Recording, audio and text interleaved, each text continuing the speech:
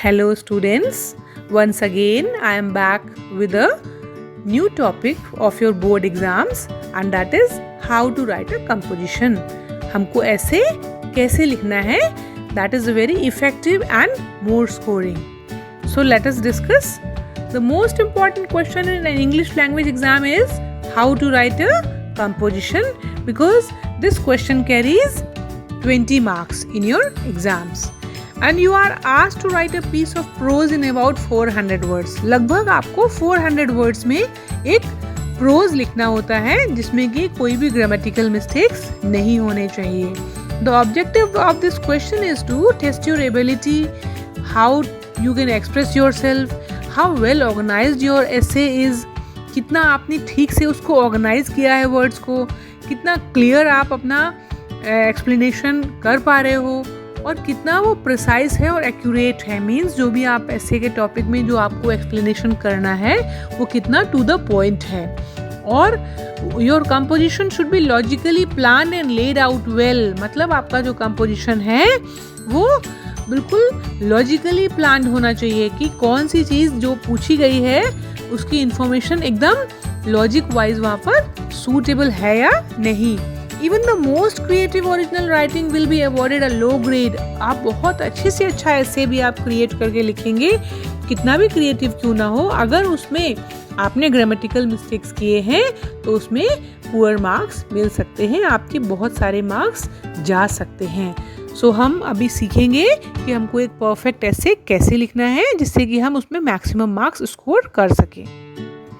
Basic requirements to write an essay is first of all हमको जो choice मिलती है उसमें से हमको बेस्ट सूटेबल टॉपिक चूज करना है जिसके बारे में हम सबसे ज़्यादा इंफॉर्मेशन जानते हैं. For choosing a topic we have to be very careful because if we know the topic well, अगर हम टॉपिक को अच्छे से जानते हैं तभी हम उसके बारे में प्रॉपर लिख पाएंगे. If we are having all the data related to it तभी हम उस ऐसे में एक्यूरेट डेटा अपनी प्रेजेंट कर पाएंगे because data is also mattering a lot. कितना आपका डेटा करेक्ट है उस टॉपिक के बारे में इसका भी बहुत बड़ा फर्क पड़ता है. And to write an effective composition you must have in your mind some background knowledge. जो भी टॉपिक आप चूज कर रहे हो उसको ध्यान से चूज करना है कि उसके बैकग्राउंड नॉलेज आपको है या नहीं है. और आप जब जनरल रीडिंग कर रहे हो you would have spent many hours studying other people's ideas, experiences and options. Much of what you have read or experienced in real life might have delighted you or disturbed you, but all of it would have enriched your experiences. जो कुछ भी आपने life में देखा है, सुना है, दूसरों के साथ रहकर देखा है, जो भी एक्सपीरियंसेस हैं उससे आपकी लाइफ में आज तक के एक्सपीरियंसेस में कुछ ना कुछ तो इंक्रीमेंट हुआ होगा, कुछ ना कुछ तो आपके एक्सपीरियंस बढ़ गए होंगे. तो फिर आपको किसके हिसाब से चूज करना है और वो टॉपिक चूज करना है विच इंटरेस्ट्स यू. जो टॉपिक को पढ़ते ही आपको लगता है कि हाँ इसके बारे में मुझे अच्छे से आता है. और third point, on which you think you have enough matter to write. वो टॉपिक चूज करेंगे जिसमें आपको लगता है कि आपके पास उस टॉपिक के बारे में बहुत सारी बातें लिखने के लिए हैं, आपके पास एक सफिशिएंट मैटर है, सफिशिएंट डाटा है उसके बारे में. और फोर्थ पॉइंट हमको ध्यान रखना है टॉपिक चूज करने में, on which you can write easily. वो टॉपिक चूज करोगे जिसके बारे में आप अच्छे से लिख सकते हो, आराम से लिख सकते हो, जिसमें आपको कोई भी प्रॉब्लम लिखने में नहीं आएगी. उस सब्जेक्ट के बारे में आपको अच्छी खासी नॉलेज है. On which you can give personal details. और या तो आप वो ऐसे का टॉपिक चूज करेंगे जिसमें आप अपने पर्सनल लाइफ से रिलेटेड डिटेल्स भी मेंशन कर सकते हो. कभी कभी ऐसे टॉपिक्स आते हैं जिसमें हम अपनी पर्सनल लाइफ को भी हम कभी एक्सप्लेन कर सकते हैं उस टॉपिक से रिलेट करके. After choosing the topic now we have to keep in mind about the question which we have chosen. जो हमने क्वेश्चन ऐसे के लिए अटेम्प्ट करने के लिए चूज किया है उसके बारे में दूसरी बात हमको ये ध्यान रखनी है कि उस क्वेश्चन में जो उस टॉपिक से रिलेटेड जो चीज़ें पूछी गई हैं, जो पॉइंट्स पूछे गए हैं उन सबको हमें अपने ऐसे में आंसर करते हुए कंपाइल करना है, कंपोज करना है. Make sure that your answer is relevant. और आपको ये भी ध्यान रखना है कि जो भी उस क्वेश्चंस में, उस टॉपिक में जो क्वेश्चंस हैं उसके जो भी आंसर्स आप दे रहे हैं वो सारे रेलेवेंट हैं, मतलब उसी से रिलेटेड हैं, उसी के बारे में वो करेक्ट आंसर दे रहे हैं। देन मेमोराइज मटेरियल, जो कुछ भी उस कंपोजिशन में है, उस कंपोजिशन क्वेश्चंस में हमेशा ध्यान से वर्ड्स को चूज करके लिखना है। We have to choose the words carefully and they require an individual response.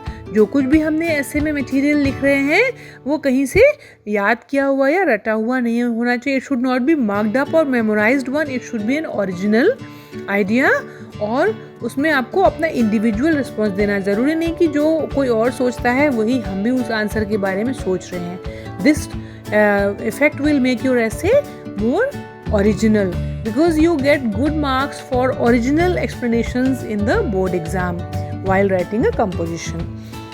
Then your composition must be long enough. ऐसा नहीं कि आपका composition आपने word limit से कम में ही finish कर दिया. It will also take away your marks. अगर आपने composition की word limit में से कम words लिखे हैं तो भी आपके marks चले जाएंगे. And what is the better way to calculate your words, क्योंकि आप एक एक करके तो वर्ड्स को गिनेंगे नहीं, it will take too much of time.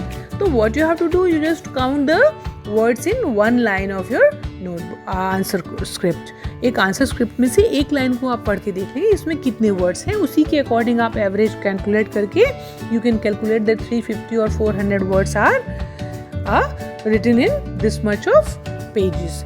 And do not count the words exactly, but just make a average count by counting one line. एक लाइन को काउंट करके आप वर्ड लिमिट को भी धीरे से काउंट कर सकते हैं. Then you have to use very simple English, not very much memorized or hard or strange words, because वो आपको मालूम हो जाएगा एग्जामिनर को कि आपने कहीं से कॉपी किया है, कहीं से मगअप करके वो वर्ड्स को यूज किया है. That will take away the originality of your essay. ऐसा करने से आपके ऐसे की ओरिजिनलिटी फिनिश हो जाएगी, ऐसे लगेगा जैसे आपने कहीं से लर्न करके लिखा हुआ है. Then you write legibly. The most important point, beta students, is that you should remember that you have to write the essay in a very neat and clean handwriting.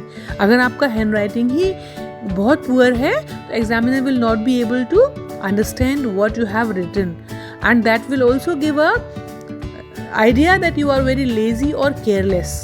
So examiner should get an idea that you are very careful while writing your answers. Then you have to inculcate one more habit to write. The most important thing you have to remember to make your essays good is develop a habit of reading regularly. आपको regular habits में पढ़ते रहना चाहिए.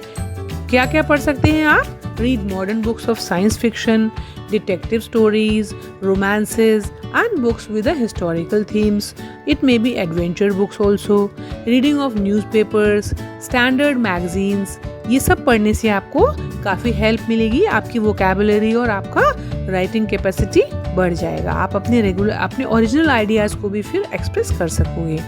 And reading builds up your vocabulary, और आपको sentence patterns, verb forms और prepositions, articles, ये सब अच्छे से ग्रामेटिकली करेक्ट वे में लिखने में आपको एबल कर देंगे.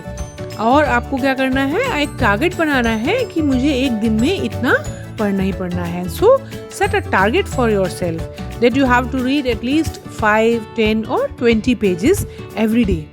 That will give your knowledge also a boost. आपकी नॉलेज भी बढ़ेगी इससे, और साथ में आपकी vocabulary, writing capacity, sentence structure, formation, ये सब भी इम्प्रूव हो जाएगा. और 2-3 मंथ्स के अंदर अंदर your English will definitely improve.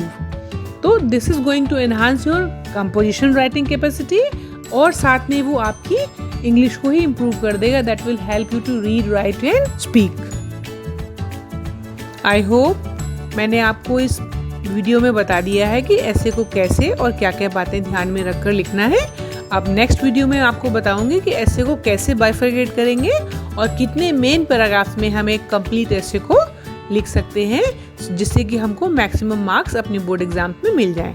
Thank you for watching.